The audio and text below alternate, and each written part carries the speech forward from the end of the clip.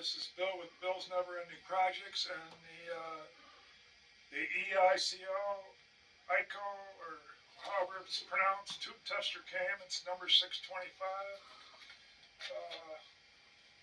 Before I start cleaning it up, I'll show you what the front looks like, and I'll show you after and see if I can get anything cleaned up on it. You're over there waiting, but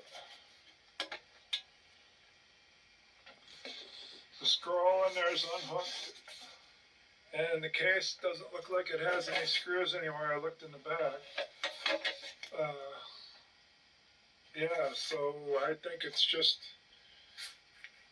these four come off from two on each side, and then all this stuff kind of pulls out with this panel, hopefully. Then this is just a box left sitting there. I don't know, but so that's probably just looks like a glare. I turn it sideways a little bit. Anyway, this is right in there. Yeah, it's just a glare, so I'm gonna clean it up. I'll be back. Well, I squirted some of that on this rag, and as you can see, it turned black. I put all the knobs up the other way, so some of this might come off, but like that right in there. Oh, it's a glare. I don't think you see it, but it's dirty there, and all through there. Yeah, but I see it, so I gotta keep doing it. But it nice and shiny to me now, and it's not dirty, but it's still got the corrosion there. I even tried some Scotch Brite, but it just makes little marks. But it's a lot better. It's at least not filthy. Okay, so I took these screws off. There happened to be four here, and then the same way the other way, four there. So now I'm going to tip it upside down. Okay.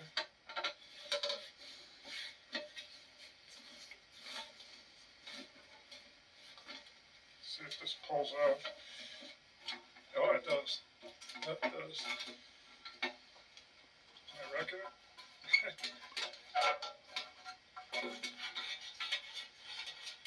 Just this cord that was holding it. You see how terrible it looks in here. See if it's like something I could use or not. Okay, so it had a knot in here.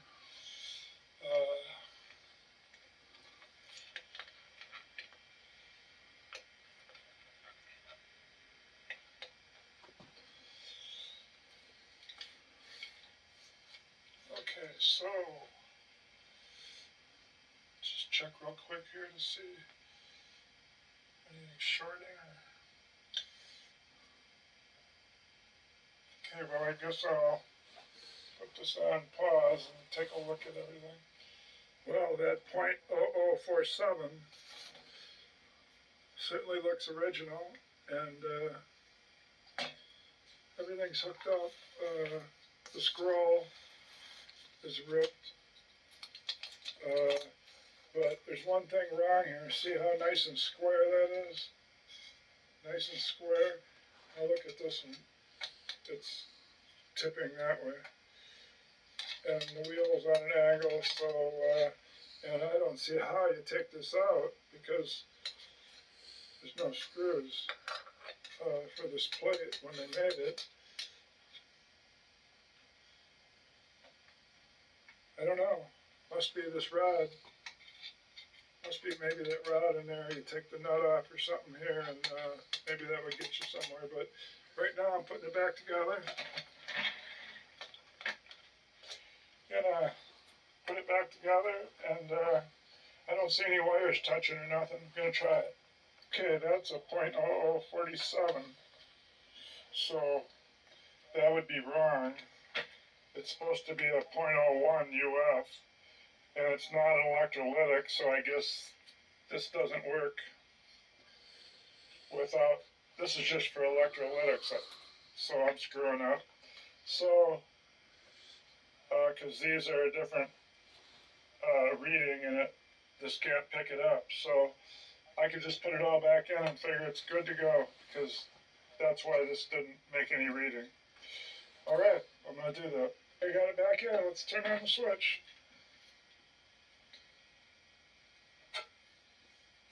That's not it. It's over here.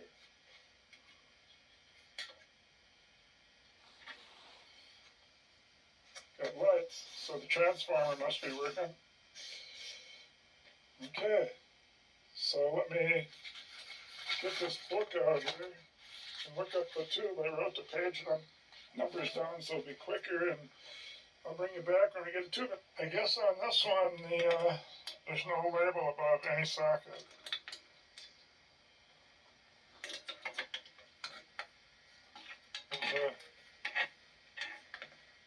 There's a 9 by this tap wire and a 10 by that. That's the only label I see. So my thought is that only will go in one of them. So that's the 7A8. The A is missing. So it's not going to go in that one. This one's nothing. That's got to be the one for the octal. Where's the key? There it is. Yeah, that's the one for the octal. So I guess I'll just be using these two. What do we got over here? There's no hole in the middle of it. I don't know. That must be for miniature tubes, I don't know. But anyway, since this one goes in this one, we'll put it in there. Okay, now I gotta set this to these. The first thing I didn't do last time correctly was I didn't look for the right socket to put it in. There was 4 different ones and I put it in the wrong one. So now it's just the shunt, the FIL. Oh, and I found out how to pronounce this. I think ICO? I think it's ICO. Yeah, Like an ICO. I. It's just, I think so. ICO. So, FIL. I don't know what that is. Filament. SEL. Shunt. I've seen that on here, so now I gotta find these things. Oh, FIL. Filament. Shunt. What's the other one? SEL. Selector. So we got shunt first to set. That says 30. Okay, it's on 30. Then it says filament 6.3. Huh, it's on 6.3. Then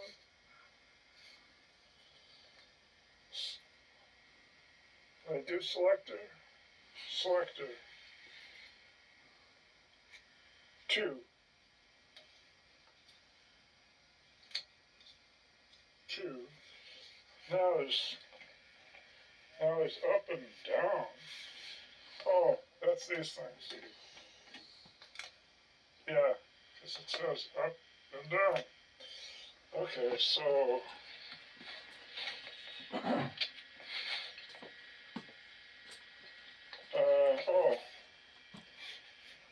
up is first. So 3, 4, 2, 5, and 6 have to be up. So 2. But why are they in different rows?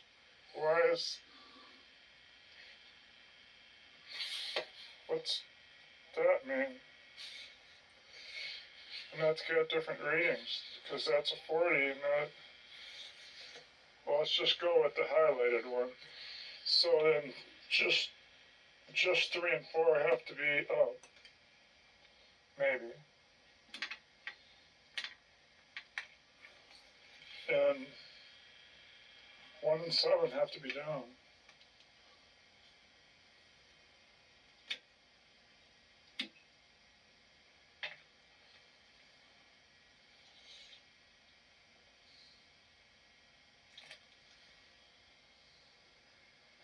then what is that for? It just means the same 7A8. So they're totally different. They're 2, 5, and 6, but I'm not going to burn nothing out because the filament's the same, 6.3. So just go ahead and test it. Are you sure about that? Yeah. How do you test it? This seems to be more complicated than the Echo.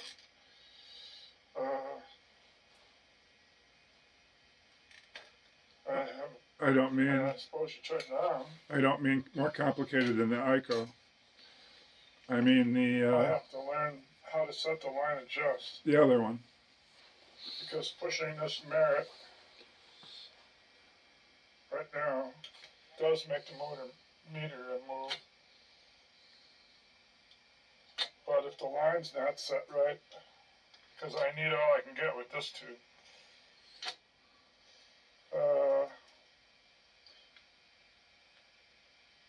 And the short thing is not lit up, so I guess it just automatically does that.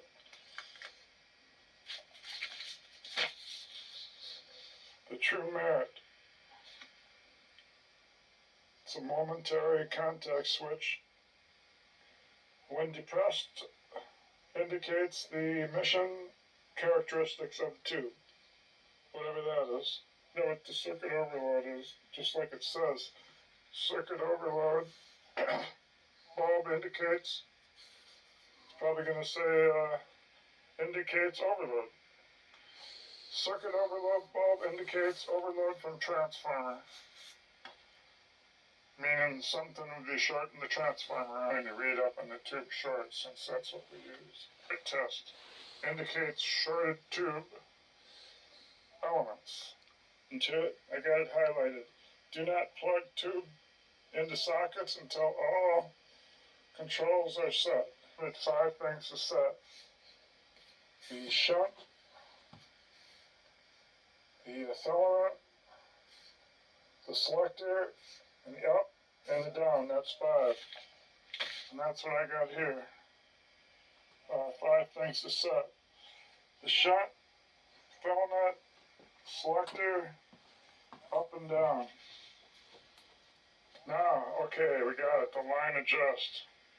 Line adjust. Set selector switch to line adjust position. Adjusts.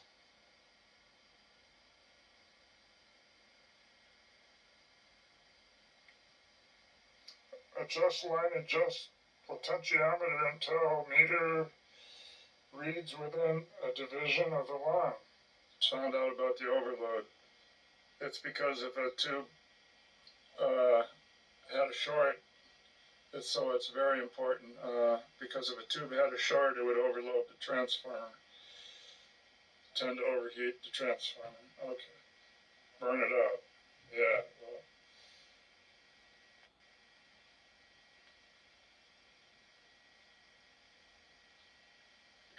Okay, so when I push this down and it makes the meter go up, let's say I put this in the middle, line adjust. It's in the middle. So it made it come up like 2 lines. So I don't know what the deal is with this, but I think even if I put it way up, now it makes the tube checker hum. Don't do that. Maybe I should go find out what that is. I guess I'm going to have to go watch a video on somebody using one of these to see how they use the line adjust. Alright. Be back. Almost the first thing the guy did when he turned one on is he put it to line adjust, which I didn't see. So before you test anything, you put this to line adjust. And then you have to let it warm up, you said. This is much harder than my accurate 257. Okay, so, yep, when it warms up, it comes up. Good, so it is working. So then I'll turn this up to, there we go, and it turned out to be further over than I had it. So now I can do a decent tube test. But the other tube tester was making the tubes warm. This is not getting warm. Okay, so what did I have it on for selector? 2. Okay, now I push the button. Now I should get the correct reading. Oh, good. Much better. Of course, it's still in the week. Okay, I'm going to write that down. I haven't wrecked it yet. Haven't wrecked the tube yet.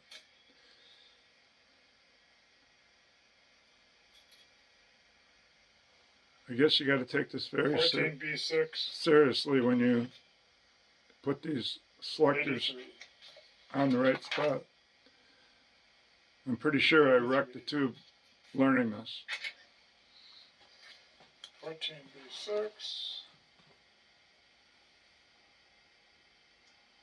So shunted 11. I guess I'll just put all these settings on it, and I'll just bring it back for each tube when I'm ready to test it. Okay, again I had to go 11, 12.6. I got it on 11, 12.6, and the selector on 2, and then 2 and 3 up, and 1, 4, and 7 down. 1, 4, 7 down. Okay, so we're good to go. Let's try it. Uh-oh.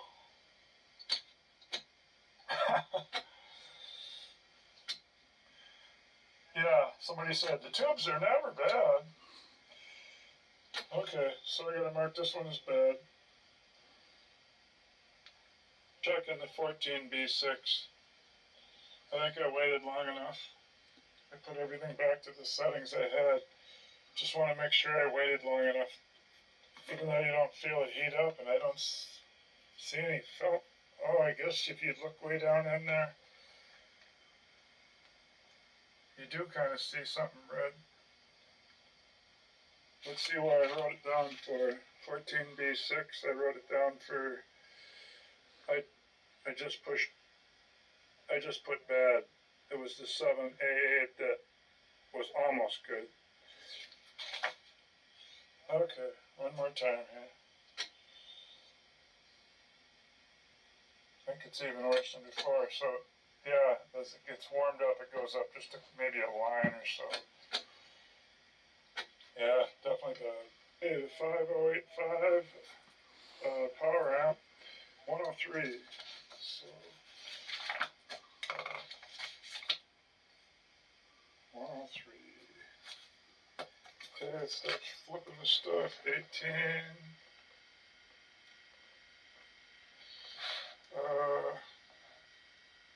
50. Okay.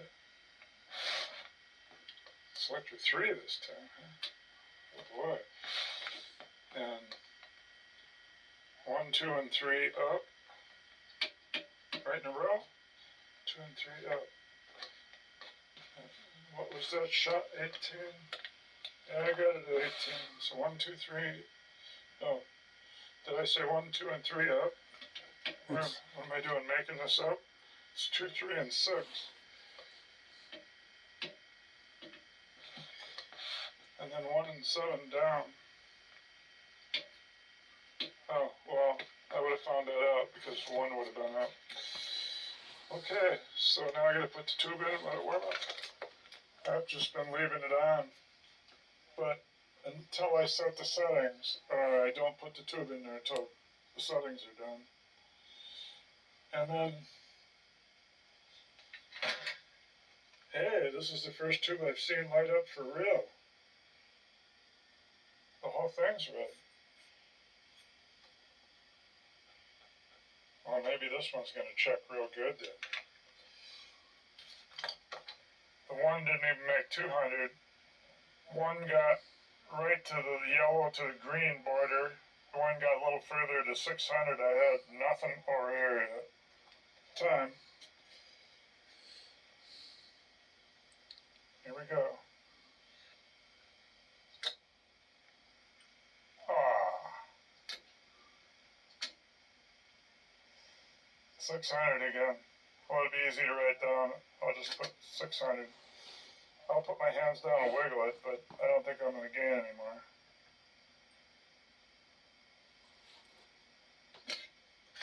Did check the rectifier over in the octave one.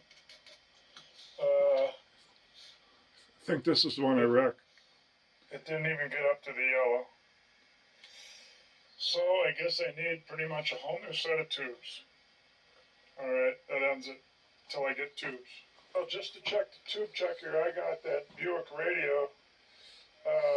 Ordered all new tubes for that a couple of years ago. I just haven't got to fixing the radio because I'm still learning how to repair radios.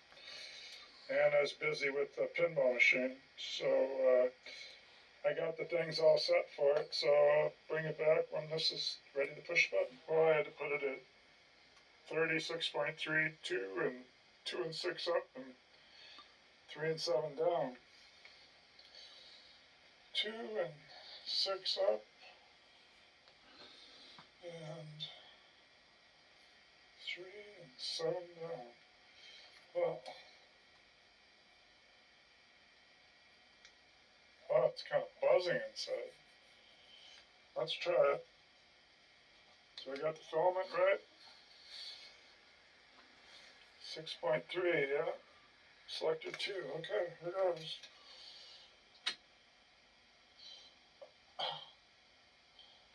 The guy sold me a borderline one. So I guess this didn't prove anything.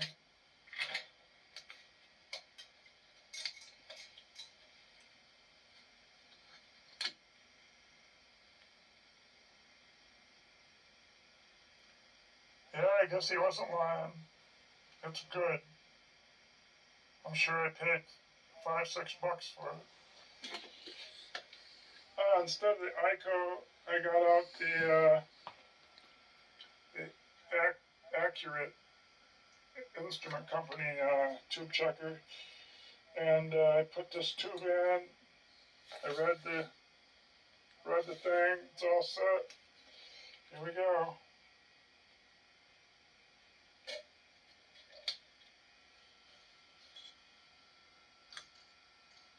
Oh, it's the same. And I don't have to set any line.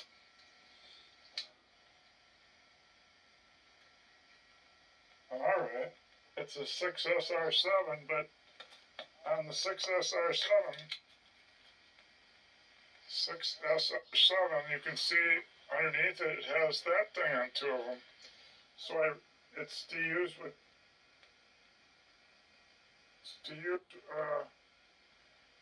the diode's OK setting, which is the lower one. Okay, so let's try that.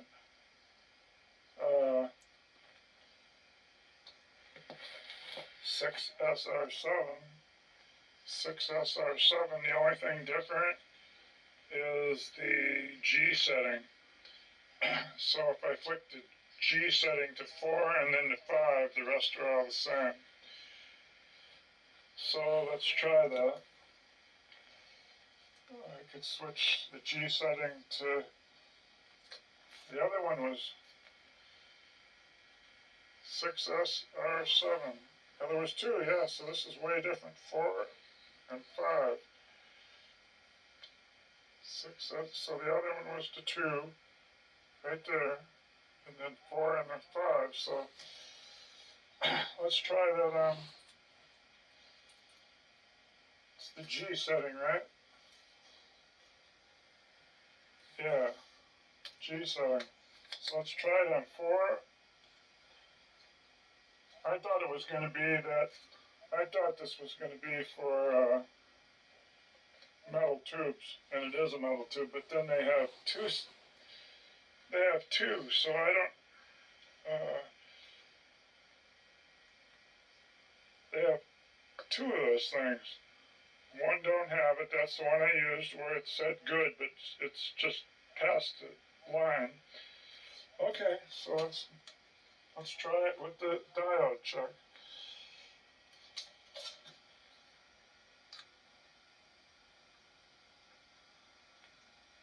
Just passed the line doing that. And then the other one was 5.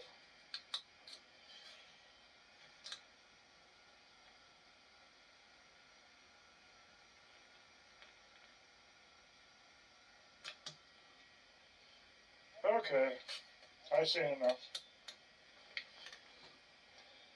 Well, tomorrow I'll get down here and see if I can do some work on changing some capacitors, even though I don't have the decent tubes.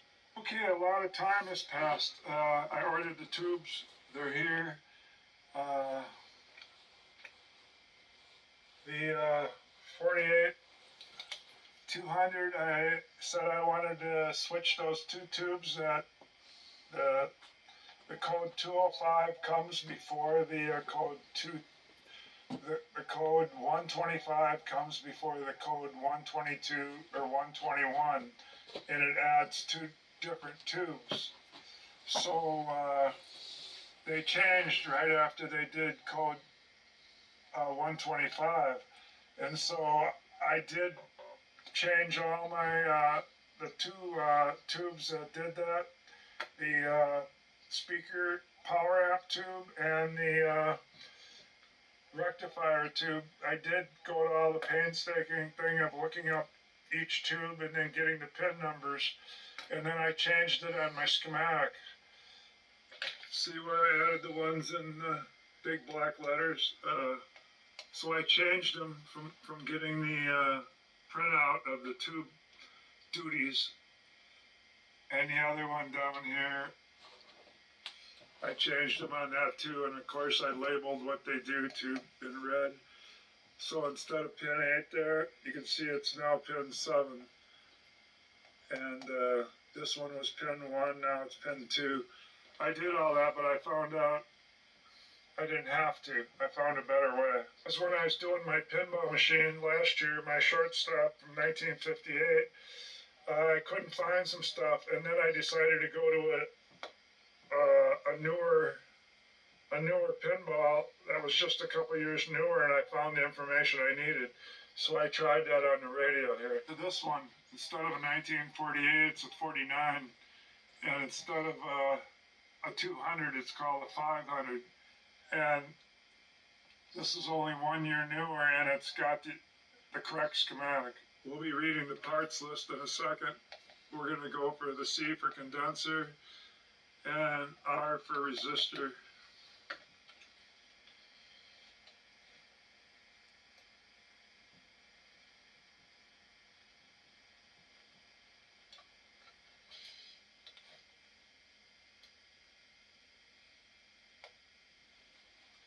There we go. A couple little partial pieces of paper I was able to, there's not very many things to fix in the radio if everything else works. So I took the capacitors and resistor. These you can just check without replacing, and these will replace. So that's the power section. That's all there is 3, and the resistor is only 3 to check. The audio circuit, there's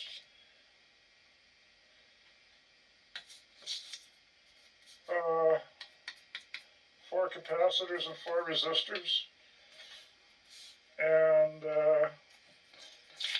section 3, the IF detector ABC, there's even less, 3. This one just changed to point 0.1 microfarad. It was a 0.2 in this newer one, but they say make all the old ones that were 0.1, 0.2 anyway, so I didn't have to cross that out or nothing. So there's hardly none there. And then in section 4, the RF, this is all just the gang tuning section. So This is in the new ones. That's the one and only thing they added to this newer one. Besides that, they upgraded this one from 2 to 1, so it made it a more capacitance.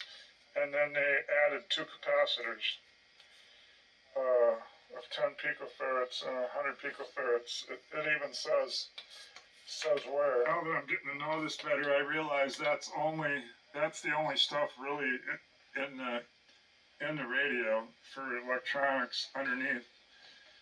And the ones they changed are the ones I got in this pink. And them shows up on this newer schematic, the 403.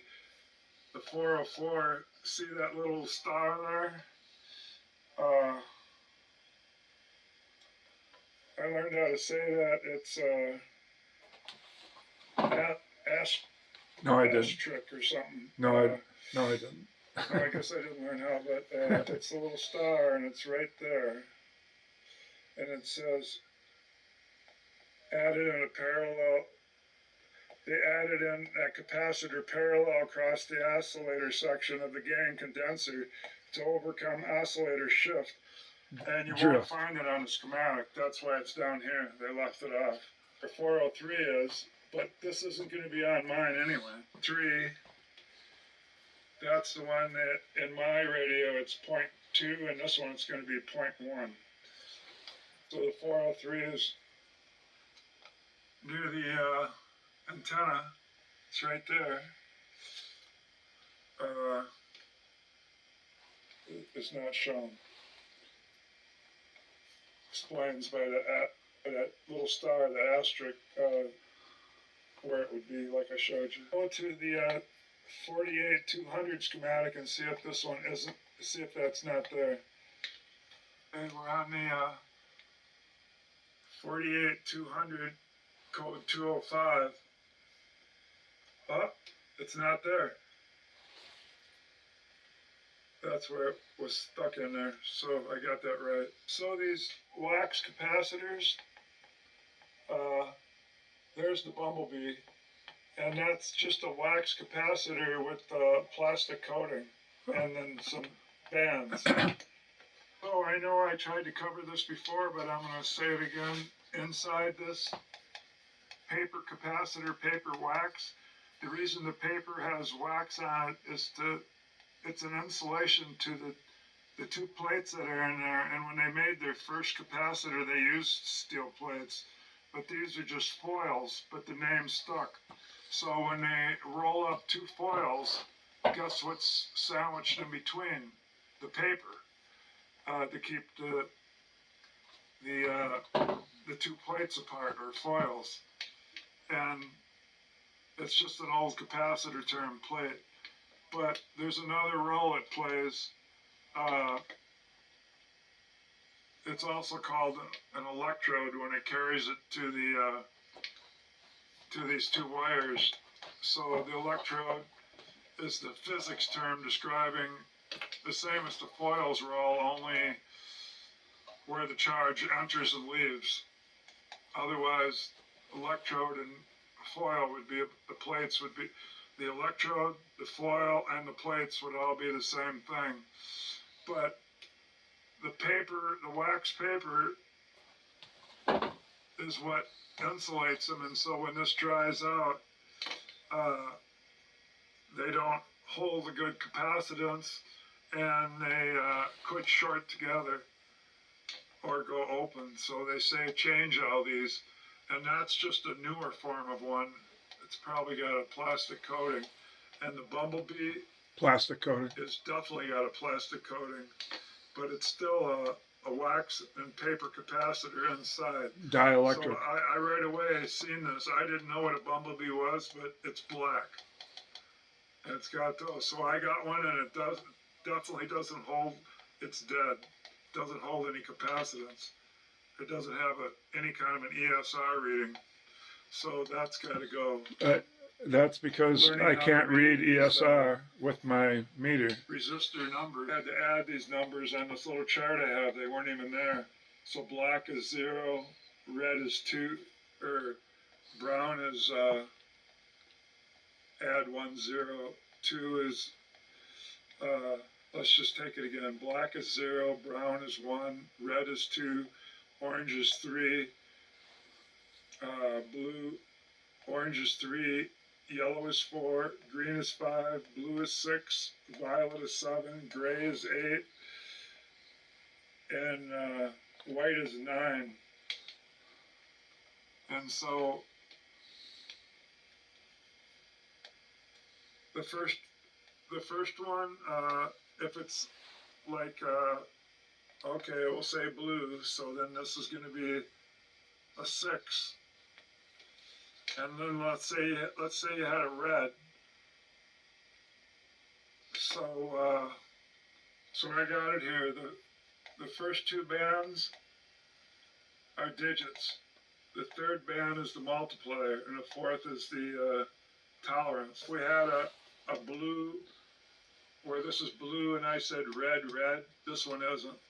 But if we had a blue, red, that would be, the first 2 digits would be 6 and a 2. And then the other red would be to add, I think, 2 zeros. Definitely. Because it's times 100. Definitely. For 1, you add 1 0. Yeah, because I even got it written here, add 1 0. So if it's blue, red, it would be 6 2 0 0. So it would be 6,200 ohms.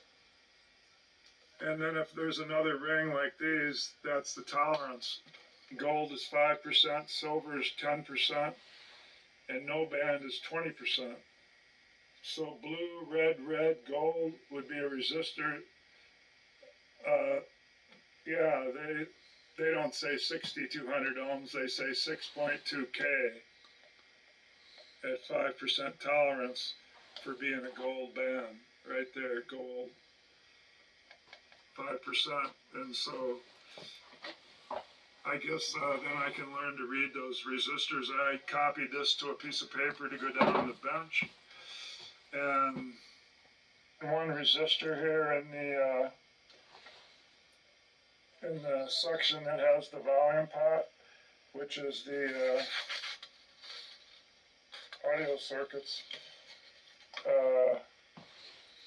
There's one right here, R201. It's 3.3 meg, so they put an M. So it's very, very large resistance. So I went on to Just Radios to see if they really got one that big. And even these are big, 470,000 ohms. And that one's going to be 3,300,000 ohms. On Just Radios, we'll skip the paragraph, come down until we come over, let's see, resistor. So I'm going to go, let's see, capacitor. Let's just go down further. Resistor kit, so I'm going to hit that. Okay, so now where did I go? Up here. Resistor kits. Yeah, I just gotta scroll down, so. There they are. We're gonna go to the one that costs about $124. That's, I want to order that one. It's the second one in a row here.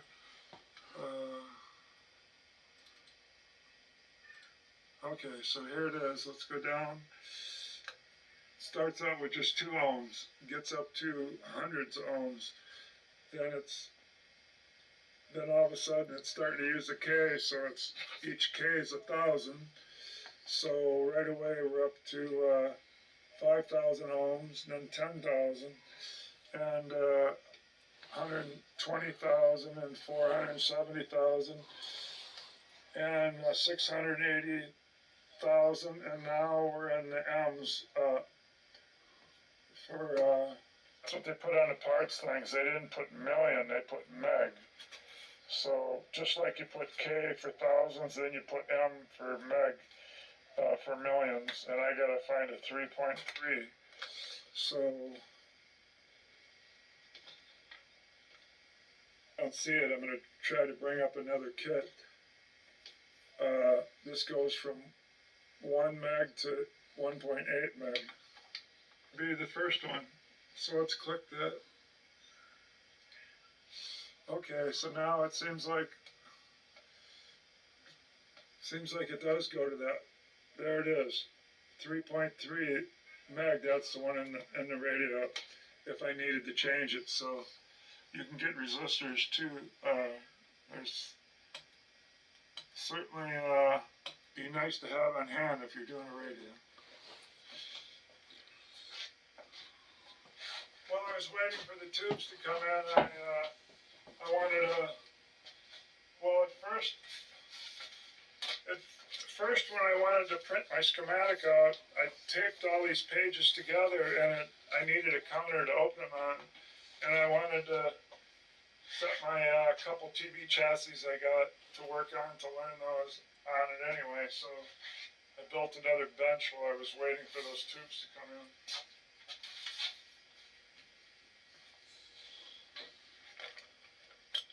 Yeah, and when I glue these things together, they take up the whole tabletop. So I decided to try to just put them in a book. You can see a big enough picture because, it's got, if you make the pages so they open together, then of course the other side will just be blank. But if you make them so they open together, and this one here is out of that 250 book, and it's going to have the correct, I'll show you, it'll have the correct, there it is.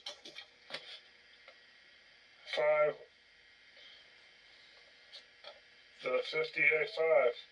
That's the one I'm supposed to have. Rectifier, I'm supposed to have 35Z5, so then all these numbers are right. I just made them larger.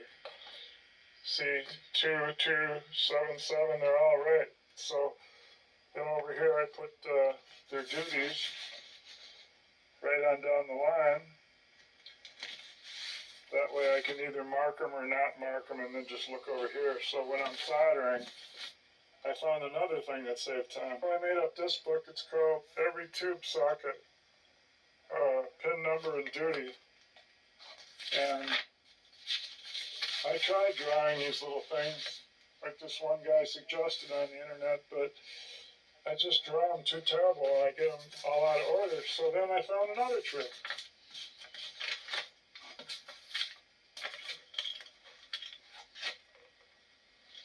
Finding out I built a new bench, aren't you? Yeah, I built a new bench. Now you got something else to probably climb up on. Again, instead of going newer, I went older. This is the 1946 radio. And I found out in there, and possibly in the 48 too, if I get the right one. Show you down flat, so I ran and got this 45-degree stand thing I made. I can throw this up on here. And now it's angled.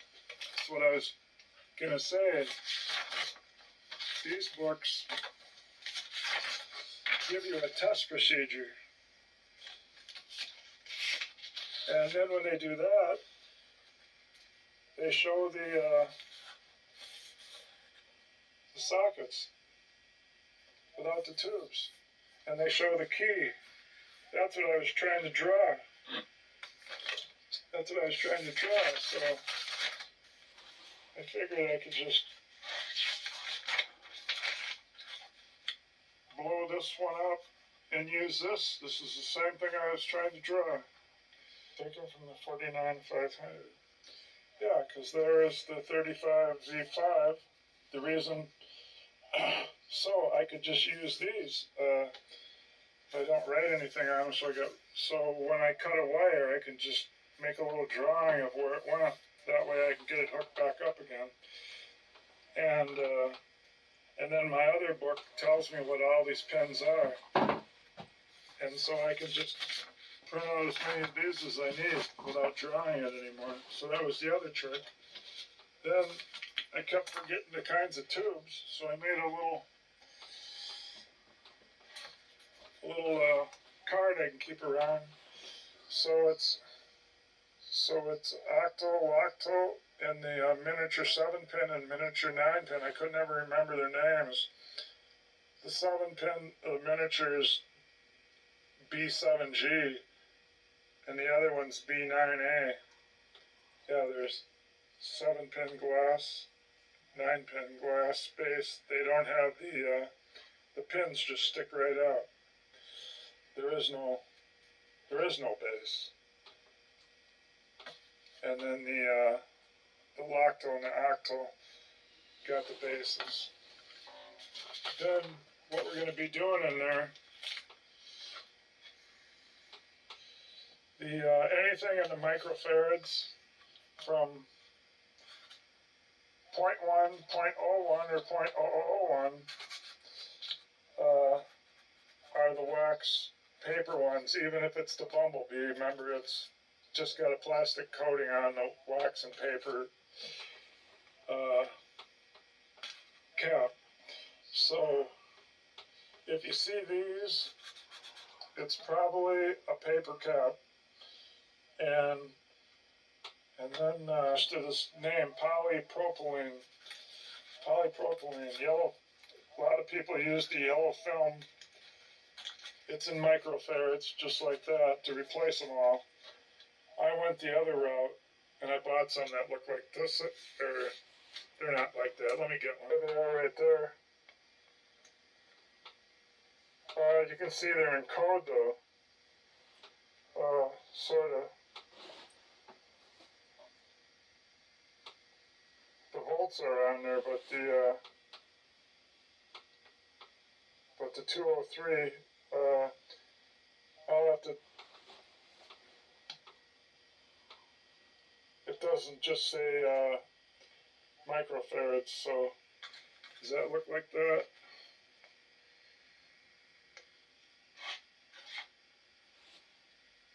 I guess.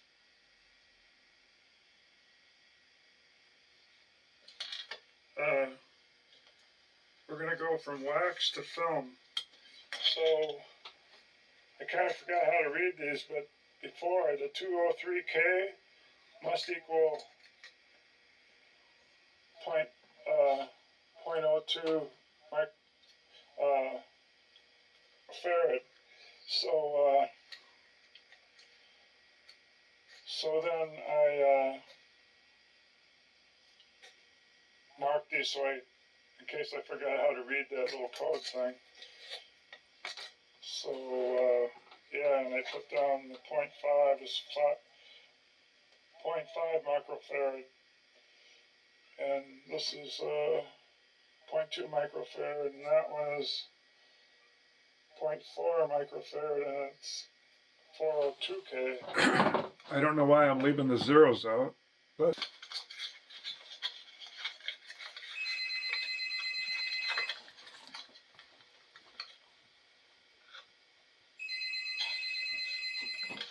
I guess.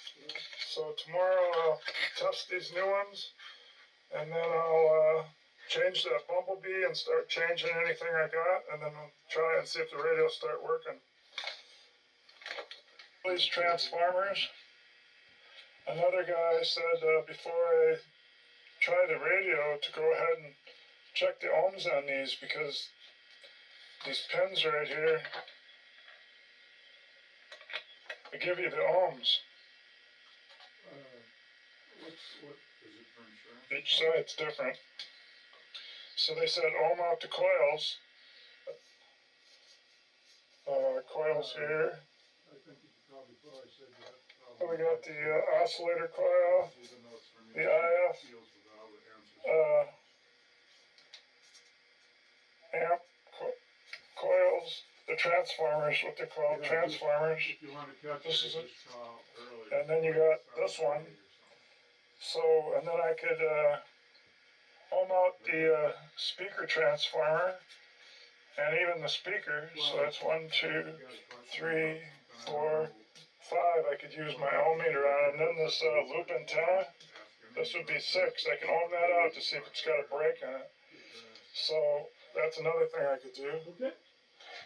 Anyway.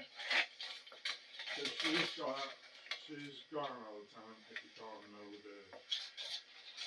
Anyway, I'm done learning this stuff finally. I'm ready to dig into the radio, and that was a long haul learning it. I don't know why I can't learn stuff quicker, but that's what I had to go through. And so now it seems like I could just go like that and get the thing working, because it doesn't seem hard anymore. All right, until I turn this back on and we're doing the radio. Bench will work real good for working on these old TV chassis from the 50s. I was able to get 3 of them from people making a cat bed out of the TVs. That's a shame they did that, but well, cheerio. Should we go upstairs? All right, let's go upstairs. Okay, I reviewed the brown dip polypropylene, the steel foil capacitors. I guess it's they're called film. And it's the film that insulates the foil, I guess. And they kind of look like ceramics, but ceramics are a little smaller. But it's the code that we were talking about today. Let's see if it'll even show up on that side. Well, so as you can see, they're in code.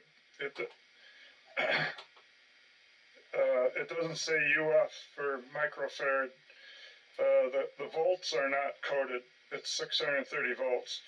So what you got is the first 2 digits are real.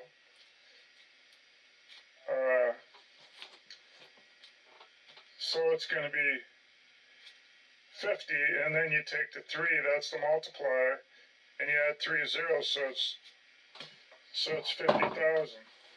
Oh, is that all it is? K equals 10% tolerance. The 50,000 is in picofarads, so to get it's in picofarads like a ceramic capacitor in code 2.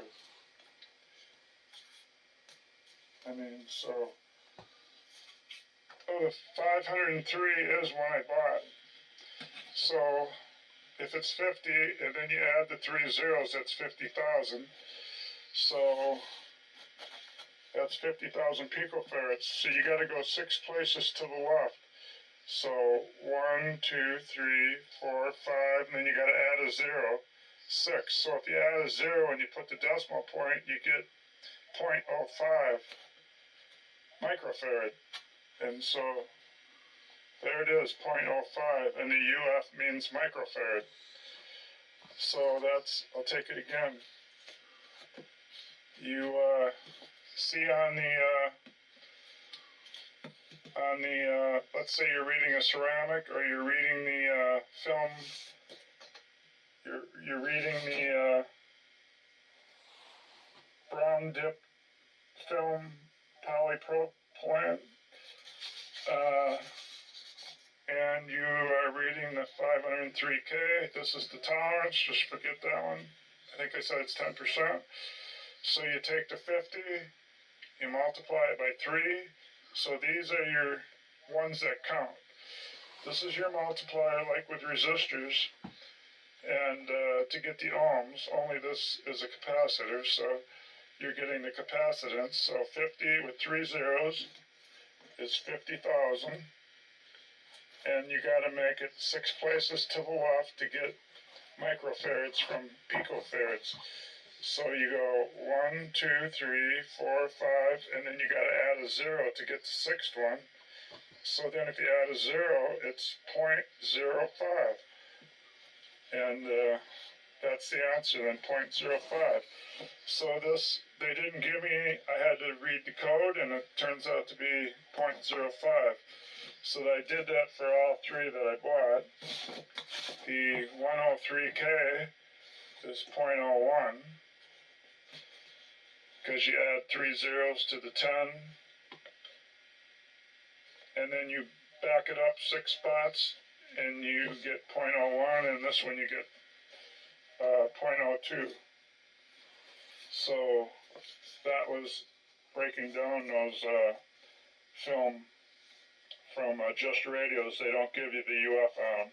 All the rest of them, I got the real UF figure, and I don't have to figure out anything. So that's what happens when you buy these. You got to figure out the code. All right. I have the 49500 radio list, which I blew up a little bigger than the 48200. It's the same practically as I went over before. So you got section 1, section 2, section 3, section 4, and I copied those down on these pieces of paper. I'm going to go through with a red pen. I think it's red. Yeah. And I'm going to check the ones that I need, and all the ones in picofarads that are the silver mica caps, unless they're ceramic, you don't have to change. The power section, every one of these, except I'm going to put bigger. It was 30, 25, 20 microfarad. So yeah, I need every one of these. I'm going to go through and put red checks on the ones I need. I'm going to see just how many I have to change. This one's in picofarads, so I won't check it. And as I go down, so in section 1, I check 3, they're electrolytics. In section 2, I check 3, they're for coupling. They just got a normal UF microfarad rating, so those would be paper caps. So 3, and then section 3, I'll take a look at. Section 3 is, that's a microfarad, and that's the, another microfarad. I didn't mean to cross it off. All it is when you put it back, you're supposed to put a 1 instead of a 2 to upgrade it. So it'll be this one, this one, this one, and the rest are resistors. And we go to section 4. Section 4, the RF converter section. This one's the gang tuner. Those are trimmers.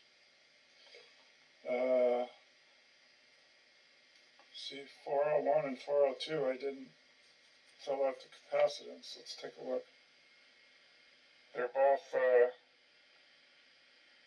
MM is picofarad, so it's a microfarad, which is picofarad, so I'd say I don't have to check those. Now it's going to be 1, 2, 3,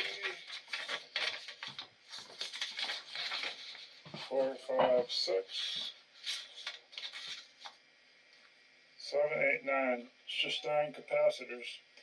And I'm not going to change these electrolytics to start out because at least 2 of them tested good. Oh, maybe I'll change them. So 3 and 3 sections, so 9 capacitors. I know I got the electrolytics because they're right there. They cost $359, $299, $289. So I'll just use the 47, 30, and 25. I guess I bought 2 of the 47, but so if I do change the electrolytics, that's what I'll use instead of using the 30, 25, and 20. Because I don't know any better. Somebody else had 40, 40, and 20 on it, and it must have worked. Now here are these coupling capacitors and a bypass. So we skipped the picofarad one, so it's going to be a 0.01, a 0.01, and a 0.02. Okay, that's 0.05, that's not it. Okay, there's 0.01, I got it. That covers two of them, 0.01 and 0.01. So the other one's 0.02. There it is, 0.02, I got it. And so I don't have to keep reading the code. I mark both, the code and the microfarad number. Okay, now we're on to section 3. A 0.5, a 0.05, and a 0.1 or a 0.2. Definitely move that one up to 0.2 because I got extra, so that covers that. Then the other ones are 0.05 and 0.05. When there's no 0 on it, so let me check to see if I did that right. Uh-oh, there's a 0. Did you catch that? In fact, all these that I bought have a 0. Wait a minute, these have a 0 in front, so these are 10,000ths. Okay, so if it's got the extra 0, it's a hundredth, that's the 100th spot, so it's a 100th of a millionth of a farad. And if it doesn't have the 0, like this one, then instead of a 100th million, it's the 10th column, so it's a 10th of a million instead of a 100th of a million. So nobody ever talks about all that, they just say 0.2 or 0.05. So that's a 100th of a million, and that's a 10th of a million. Shorthand, it's just 0.2 microfarad and 0.05 microfarad. So I can't be getting these mixed up. So we said we looked for something other than 0.5, didn't I? So I do have the hundredths of a million of a farad called 0.05 microfarad. So I got those two, and I only do got two. And I need the 0.2, so that's where I'm going to have to start looking.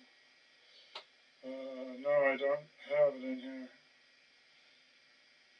That's a 0.1, 0.2, I mean it's 0.01 hundredths of a million, 2 hundredths of a million, and 5 hundredths of a million. Okay, so what are these? Oh, and 0.4 I had in these kinds. Metallized propylene. Well, since 0.1 is kind of a big number compared to these, maybe I'd have them looking. I don't see any 0.1.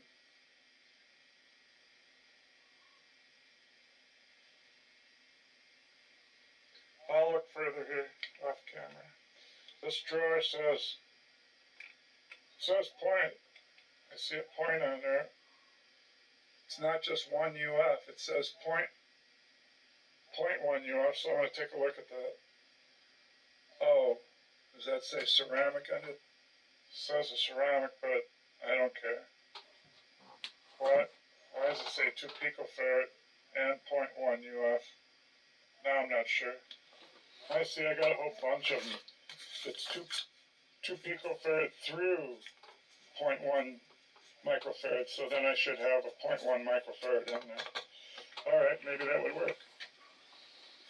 Okay, so now I'm gonna test those new tubes that I got. They don't look new to me. They said new old stock, I think, but I gotta test those to see if they're gonna be any better. And then I found out that when I used this dim bulb in the line, you gotta have different size bulbs, and I only got I guess it says I got a 60 watt. You gotta have as bigger bulbs to put in here, where you go up to 100, then 150 or 200, or maybe even more, because that way it doesn't limit it, and it would light up the tubes. So possibly the rectifier tube, it says it's bad, the tube tester, and I got a new one, but It's possibly that some of these didn't light up because I had it going through only a 60-watt bulb, so if I don't have a bigger bulb, I'll just take this out of there. Well, the tube I wanted the most was this one. And look at it. Completely the wrong base.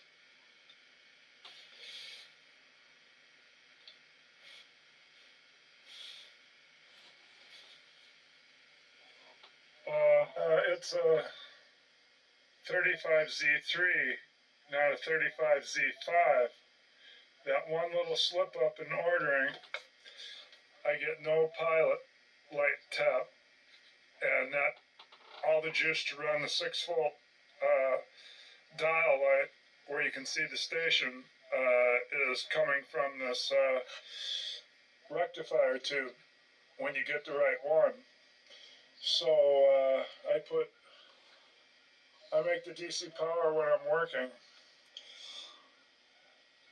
and I put the IF amp next, but it should be the converter tube. I put Don't Forget Me, and then the IF 14A7. So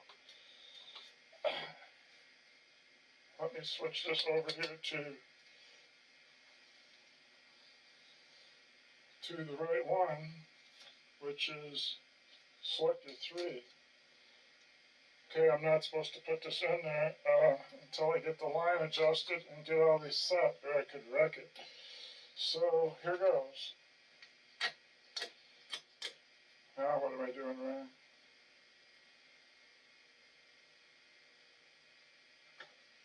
The tube I got for him, the 50i5 is the worst I get ever. It doesn't go up at all. The only way you can make it go up is to put this on line adjust. And it goes up to there.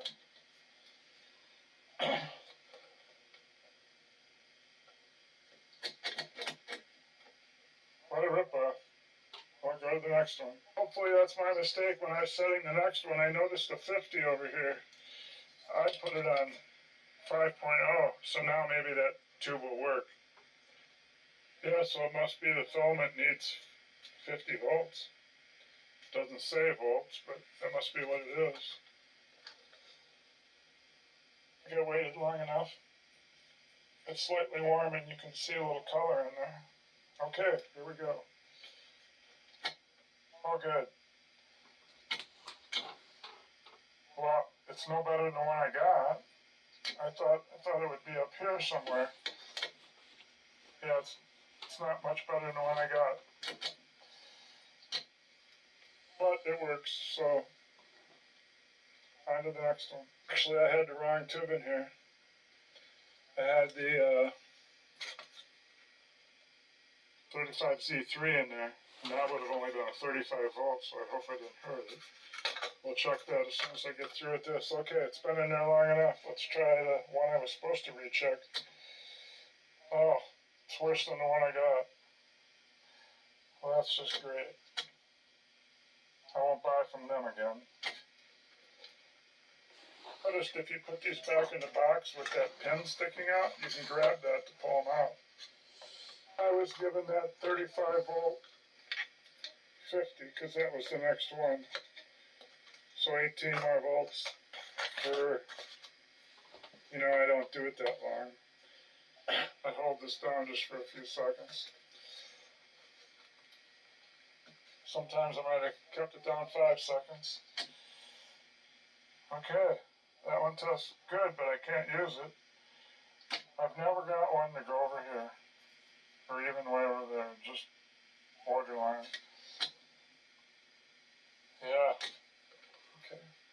I can't use it, but I didn't wreck it. So I found out I shouldn't have put the 2 and the 3 pins down. The parentheses means, and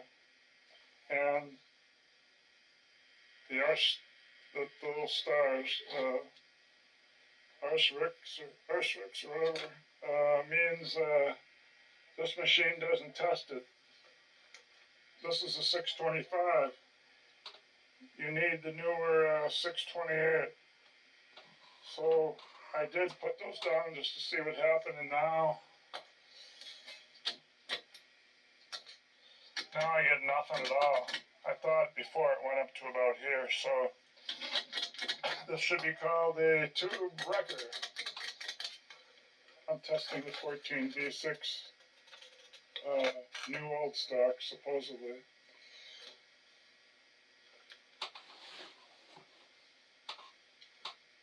It's warming up, so. Jeez, did I get ripped off? It's not going up at all. I paid like $35.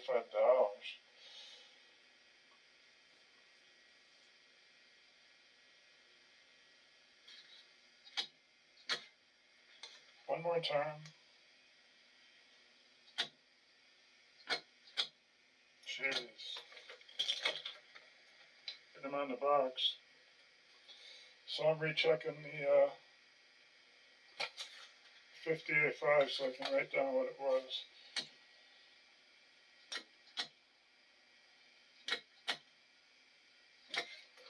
Well, while I'm waiting for that tube to come, the second tube, the rectifier, 35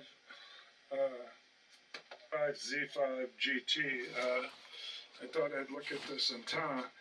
I couldn't find the ground, so I did find it, and then I hooked this little piece of wire to it from this little bunch of wires I have here. That was a solid wire, so that worked. So this is kind of heavy compared to that, so I glued it down with a glue gun.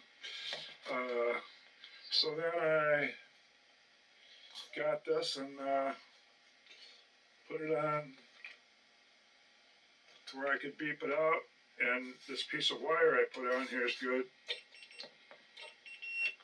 Beeps right there. But when I put it on the end here, I thought I would try scraping this back right here on this wire that goes to the white one. Scraping that back right there. I thought, I'll bet you I just didn't scrape it good when I soldered this wire, and that's what it was. When I touched right here, and of course the end, I got a beep. So it's not broken. I just got to unsolder this and scrape it better. Now that the loop antenna is repaired, I found the other side, because a loop antenna is a complete circuit. You gotta have one going to the chassis, and then it's a complete circuit. Now the complete circuit to my AM antenna, I just run one over the last couple days. It's coming into the house, and it's going out right there, and it's running along the foundation, and it's going to go up the antenna pipe for 25 feet. Coaxial to run along the foundation, and then to go up the straight line, the 25 feet is some twin lead speaker wire, 16 gauge. That's what I got left. I had a 50-foot roll. I used some of this for something else too. Oh, seeing how these chassis are tuned to this loop antenna, all I can do, I can't just I had to use this transformer and bring it back to 300 ohms balanced. These are unbalanced. So these are balanced, so I can now run. I'm going to have to make, maybe I'll use a piece of this. I got to make a flexible piece that will come from this coaxial to the radio to this. This is going to be my coupler. Will be magnetically coupled if I just leave this just like that, running around the loop. And that's what's going to happen on the pipe of my antenna where this is running up the pipe. It's also, the RF is going to be stolen into the pipe and go into the ground. But I don't have any standoffs, so It's got to be better than what I had. So I just got to run something from there to the loop, and then I'll be ready to try it. Not on this radio, though. I'm still waiting for the tube. Okay, that should, I don't think that's going to pull right off. I don't have a little bend in the end, but I won't put the shrink tube over it so that I can keep an eye on these to make sure they don't pull off. Now I just got to hook this end up. Okay. This other radio I was supposed to fix for somebody, Adam's dad. You can see the loop antenna has both ends soldered. Mine had that ground over there that goes down to the chassis. It wasn't hooked up and it was broke all the way back up to here. But this one is hooked up right there. So that means if I can tape these up, which I've tried to,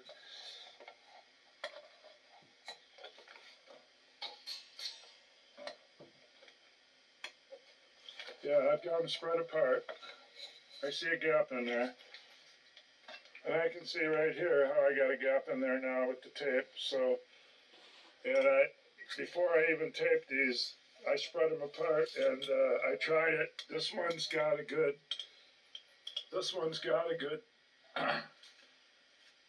rectifier tube, but I don't know if it's the 35Z5 that I have. But anyway, it powers, so this one you can try to see what works and what don't. So, and I could see that the radio antenna I got coming in, I tested it by hooking up this Philco radio. FM's really good, but AM comes in terrible. And now that it's after 6 o'clock, they cut the power on AM. Well, shucks. Yeah, that's on. Here we go to AM. This is what you get, and it's only 3 miles away.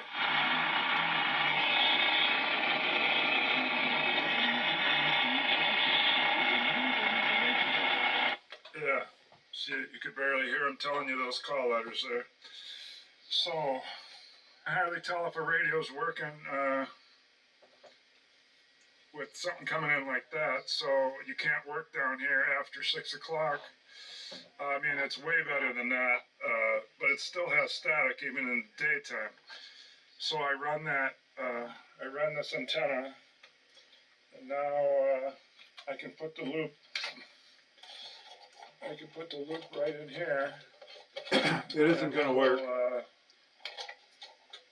The magnetically coupled, just like the transformers do isn't in the going to radio. work. The RF transformer and the IF transformer, they're only 2 coils up against each other, and there's no wire to wire. So I'm going to carefully plug this in and see if I can get anything with the power cut. Because if I do, that means my antenna wire works. Have it going through the isolation transformer. And crank it on here.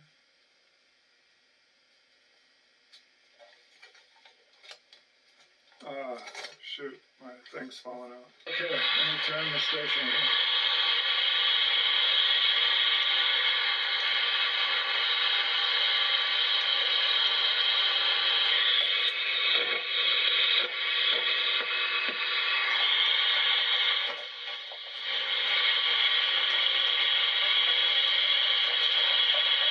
With the station powered down, I guess my antenna isn't pulling in anything. So that's it for that. Taking this unbalanced transformer off. I'm going to try that. Unbalanced transformer. The only way you can tell if these are bad is if you don't get a signal. But this is a bad time to try it. But I thought putting that up the pole, I would get something. So let me switch this and see if this one's good. You can't check them because they're magnetically coupled. So you're not going to get a signal on this end and that end from using the digital meter.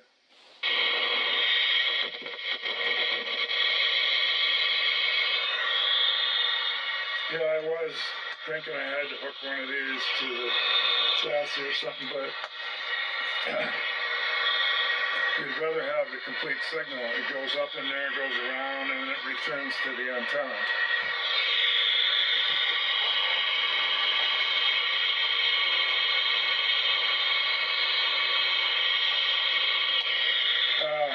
I don't think I'm getting anything still, so I'll try it tomorrow. My tube's here tomorrow. And then I'm finally getting just a little bit of signal. I had to go, I took these things completely out and went straight off the unbalanced.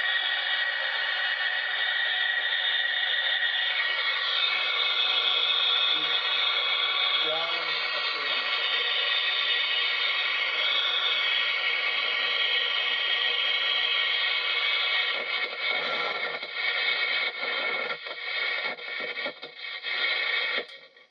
But,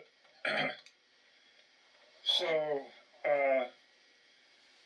you could clearly hear in the daytime before they cut the power, but this, I guess all that stringing antenna didn't do anything for picking up channels in the basement, but I tried. As soon as 6 a.m.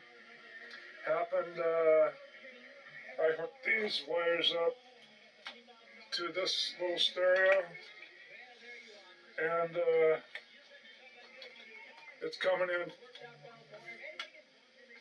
in just fine with no static. So I got my AM connection. Let me put it back on that radio. Okay, so it's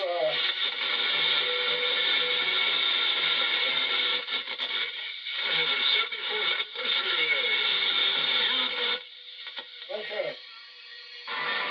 So the pot's really stretched.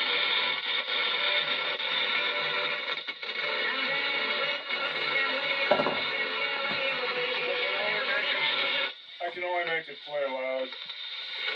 I'll have to squirt some, use some deoxide on it. But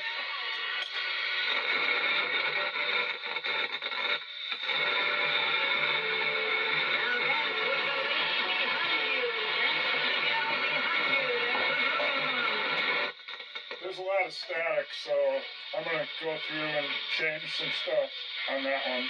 The tube comes today for mine. I gave up on the idea of magnetic coupling the loop antenna to,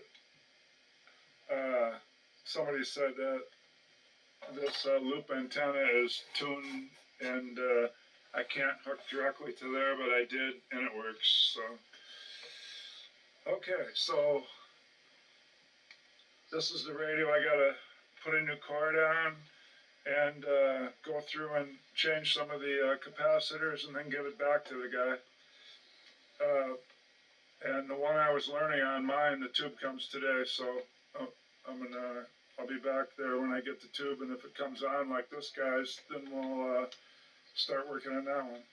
Okay, well, I was waiting for the tube. It's many days later, and I decided to read a domino mica capacitor.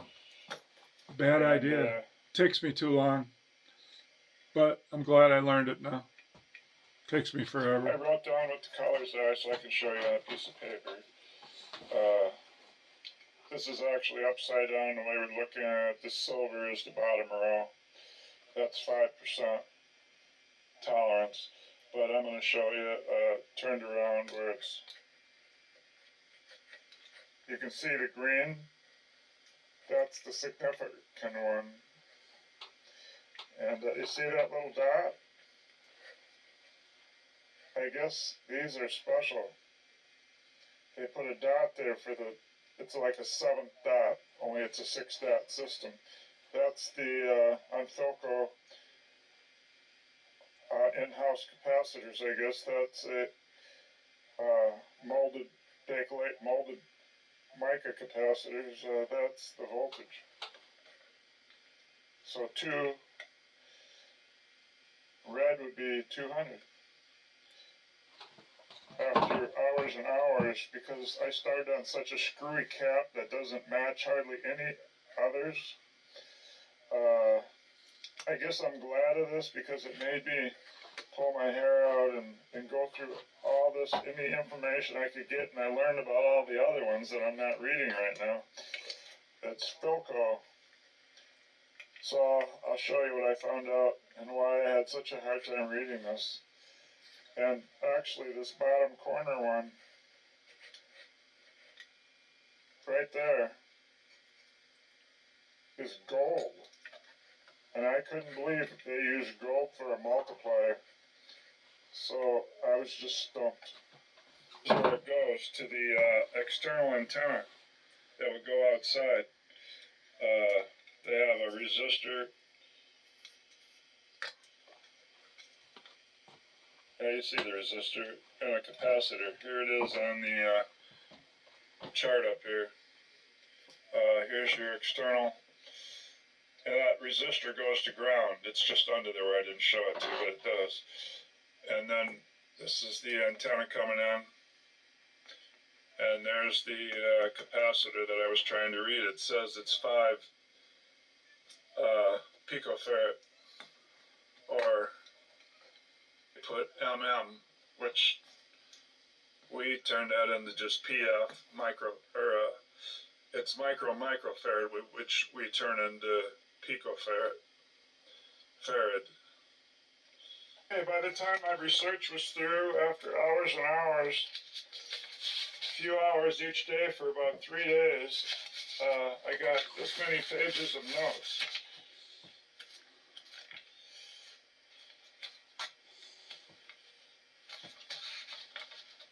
Copying everything I could find. And it's luckily that these are the same as for resistors, so I get something out of it now. I've almost got it memorized after this long.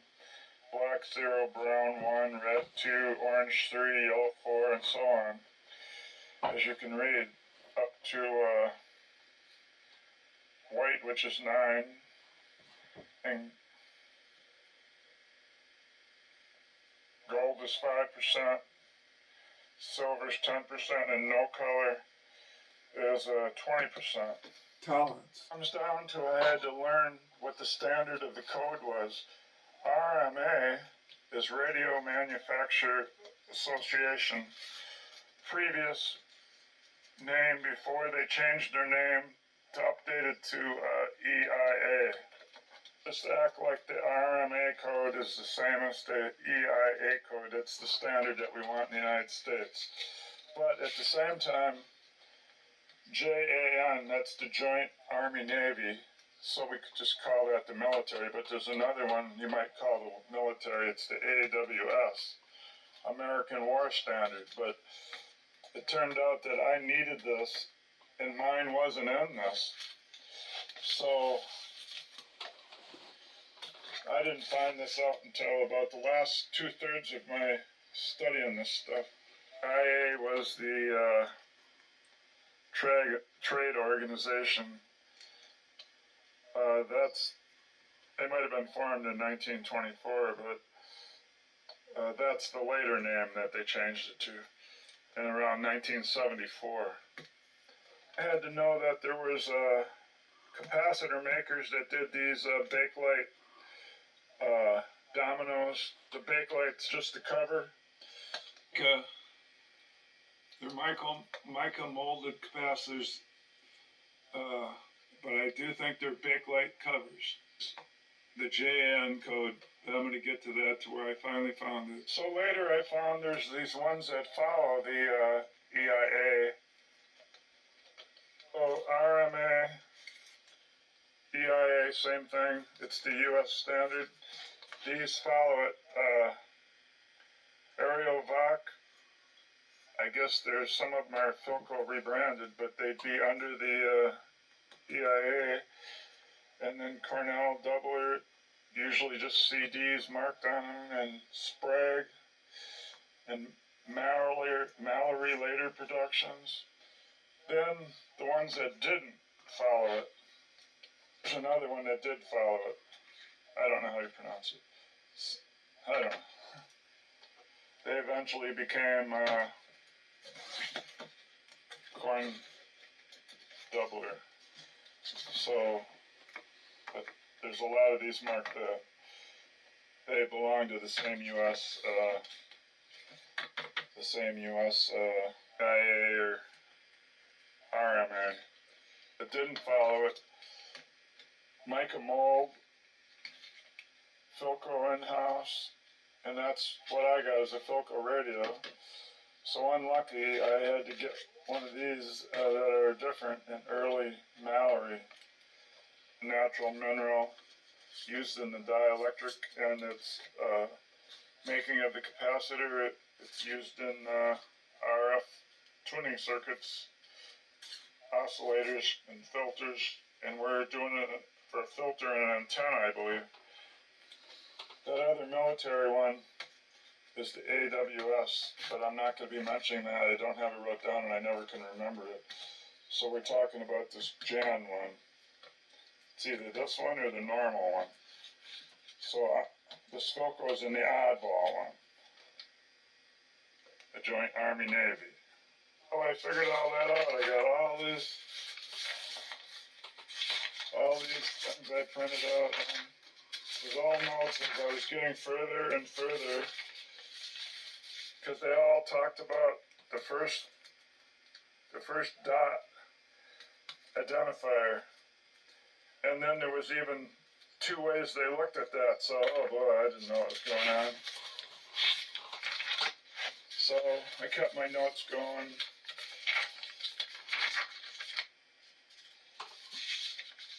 And just kept reading what they were telling me. And this turned out to be the one I was reading. And it turned out to be like this. The first one was bothering me. I couldn't tell if they were, first off, I couldn't tell if they were blue or black.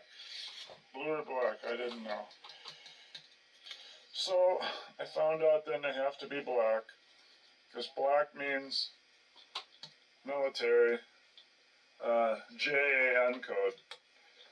AN code is Joint Army-Navy, WS one. Since I found out that was mine, I just found out this on the tail end, the last hour or so of my research.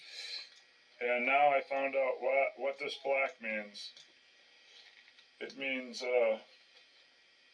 black and white. It's either going to be black and white on all these. So black could either mean mica, because white would equal paper capacitor. I don't have it written down, but black would mean mica, or black would mean military. Mine is black military. White would have meant the EIA, the American Normal Standard Radio Manufacturer's Code. So I got a black, because I got a mica here at that small of a thing I showed you for picofarad on the schematic. It's a mica, has to be. Paper don't go that small. So then that means this is showing both of them match. So it's a mica. Black could be mica or it could be military, so they both match. Then I got a green, which is 5, green 5, and I got another 0. But it's only going to be 5 picofarads, so this just drops off.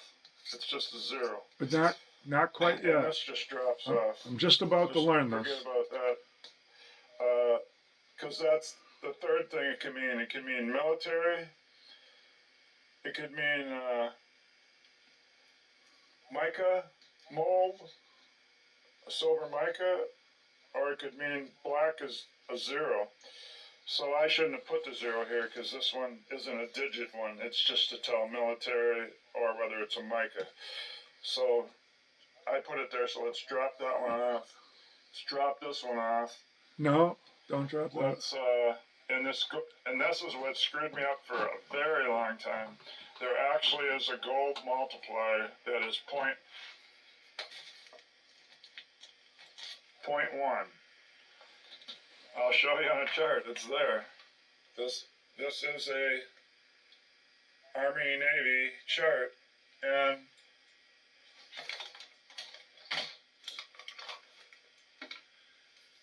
we got gold right there. Move over to the multiplier,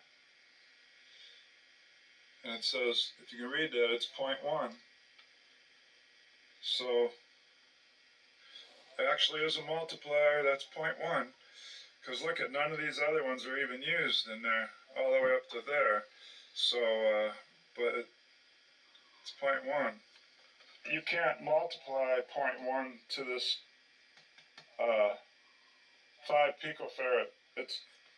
This is pretty small already. You're not gonna, so when this is gold, this is dropped off just like the 0. No. You just drop it off. No. I don't know why they did that. I seen that on a couple other ones I was going to read. I figure it out Gold there with this point in just a few minutes. It's 5 picofarad. So if you multiplied it by 0.1, I'm sure it would change it. I know if you multiplied it by a whole number 1, it would just stay the same. But 0.1, I think it changes it. So you would just leave that alone. I find all this out We got silver. In just a few minutes. Silver, and that means it's 10%. It could go with 10% either direction. So it could be a little less than 5 or a little more than 5. Then this one, I just found out what it meant. In the Army-Navy code, it's a characteristic. Normally this last color, I even crossed it out at one time because I couldn't figure out what it meant. But this is a brown little dot in the middle. And this is usually the volt spot. But on mine, it's got a tiny little dot painted red, so that means 200 volts. Maybe. So that means they can use this spot for something else. I shouldn't have crossed this out. This is a little dot like all the rest, and it's brown. It's brown. Okay, brown. Forget the no color. It's brown. So I found out what that was. That's the characteristics. So brown is B, and I learned what A, B, C, D, E, and F and G are. Let's go to my list. It's 20 parts per million. Black is A, 20 parts per million, and B, the one we got, is 50 parts per million. So if the temperature changes, for every 1 degree Celsius that the temperature changes, it changes the value of the parts per million. But this is just what I'm saying it's listed as. So brown would have been 50 parts per million. Okay, so then took the X out, 50 parts per million. So that's the end. So this black, so this shouldn't have been there because it's not a 0, but so it either meant mica or Jan code, military, Army, Navy. So this is the Army, Navy, or mica. In my case, it's both. Then green, then black, which is 0, and we dropped off the 0. Don't drop it off. The gold multiplier at 0.1 just gets dropped off. No, it doesn't. The little red dot that's near the tolerance is 200 volt. Maybe. It's 5% either way. That's true. To give you a little tolerance, a tight tolerance or a this would be a tight tolerance, and then it's 50 parts per million centigrade with 1 degree centigrade. If it changes just 1 degree centigrade, the parts per million figure will change. And that's the brown meant it's 50. Otherwise, if it would have been red, it would have been 100. Orange, 200. I don't know where I got that. 500. Don't count that. The one chart that really explained it, even though some of the other ones might have, but I didn't understand what was going on. I got a Philco radio and I found a Philco chart. So it's called actually Philco Ford, so it's a little newer, but it explained it because it goes right down. Down here it's paper capacitors, up here it's mica capacitors. And they're showing you, they're tipped vertical here though. Usually they'd be going this way. So this is the normal code, RETMA. Let's see what that is. Okay, I put them all in order this time, and I found out what this is. They add television to it. So the RMA Radio Manufacturers Association, 30s, 40s, RETMA, Radios Electronics Television Manufacturers Association, 1953, EIA, Electronic Industries Association, they made it in 1957, and so the RETMA was renamed EIA to modern day. So when we see this is that code that the Philco, the goofy one that I use that hardly nobody uses, the Jan code, Army Navy. So, but all earlier through all my research, I was learning this one. They always had a, like I said, this thing should be turned around this way, so I won't use this for more than a few seconds here. But there's that white dot.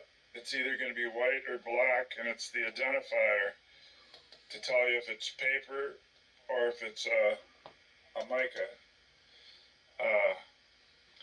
So why they made that white here, because this is supposed to be the mica capacitor area. Paper's down here. So why they even put a white dot there, I don't know. It should have been black. Because it's not the military one. Maybe.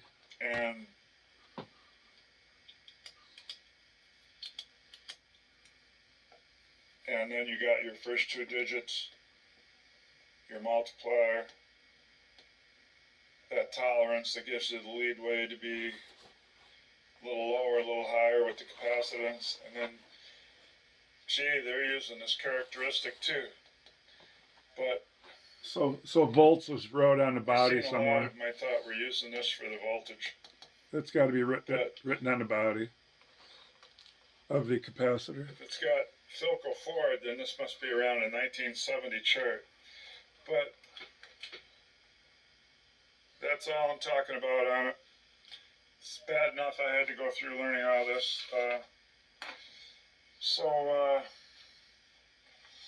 I got this chart off of eBay. It does paper capacitors, or ceramic capacitor, color code, and it's probably going to do resistor somewhere. Yeah, resistor. Oh, and even transformer color code.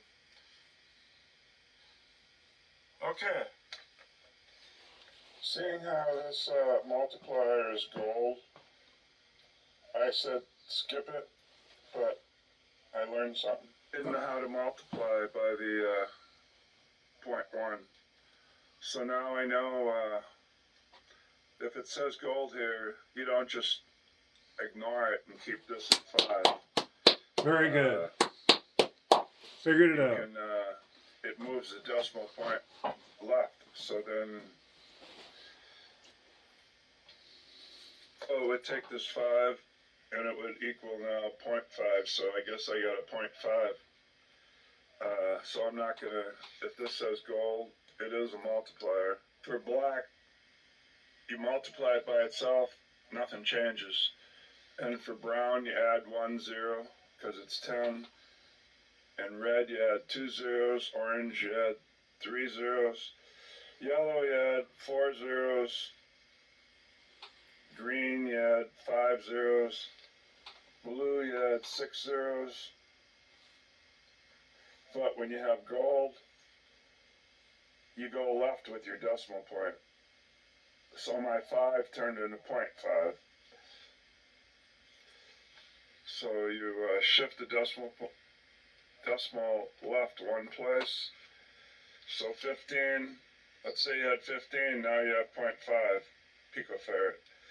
And if you have a silver,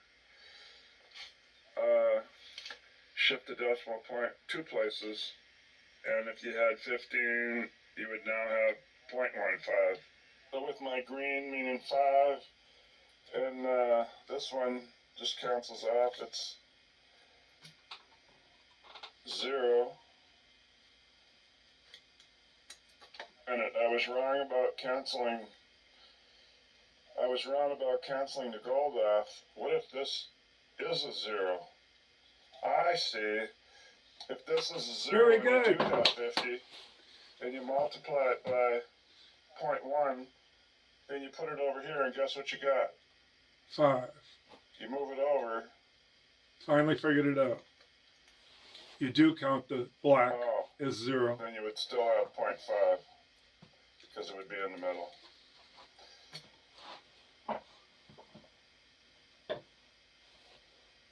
Oh, yeah, but it would be on that side, so it'd be a whole number, 5. And that's what I got. Okay, finally figured this out after all this time. Nothing ever cancels out. If you see black here, it is a 0. So you get 50, and then you multiply it by 1, Point 0.1, and then you have to put it over here, and now you get whole number 5. a normal whole number 5. Okay, so I finally got it. Black means mica, green means 5, black means 0, gold multiplier, 0.1, you move it 1 left, so you got 50, you move it 1 left, you got 5.0, or 5. And then you have a tolerance of 5% of your capacitance, one way or the other, to be a good capacitor. And over here, brown equals B. So I have, well, this is the Army Navy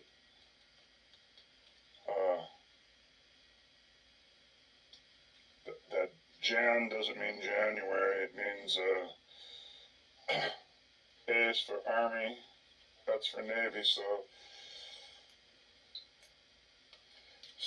that's the one I have,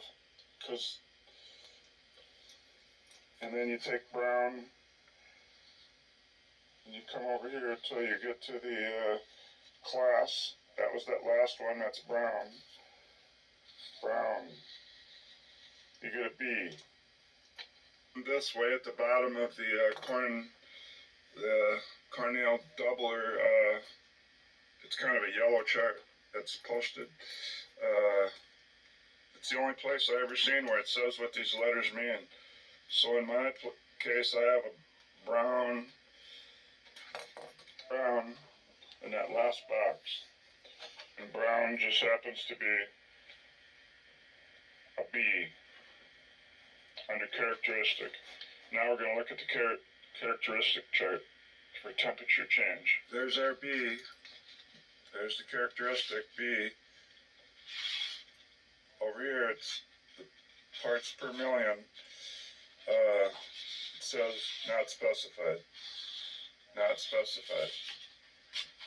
But let's say you had C, which is red.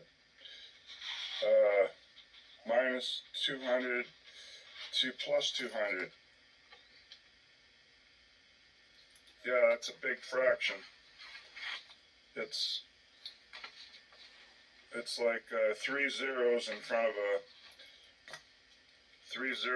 the decimal point. So it would equal 200 parts per million.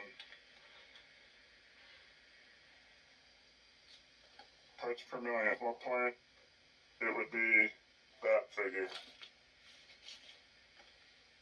It looks like a 10,000ths fraction. So this capacitor, if it had a red dot, would have the worst out of all these for variation for temperature, and it could change 0.5%, plus or minus. So that would not be a good choice if it had a red dot. These are all less. 3% change. So let's say, okay, so 1 ppm is really that fraction, 1 millionth. So it's 1 millionth per million. So our number was 2, but if you had 100, you had a red color, and it was C, or another color, and it was D, you would only have 100, and even this one less, 20 to parts per million. But we were using the 200 because mine was not specified, so you can't do nothing with it. So our fraction down here would be this one, 2 10,000ths. So now every time the temperature changes 1 centigrade, you'd have to do math. Well, look, they did it for you over here. This is decimal places and a fraction. This is a percentage, which is, percentage means 100%. You know, they're using 100. So that gives you a complete different fraction.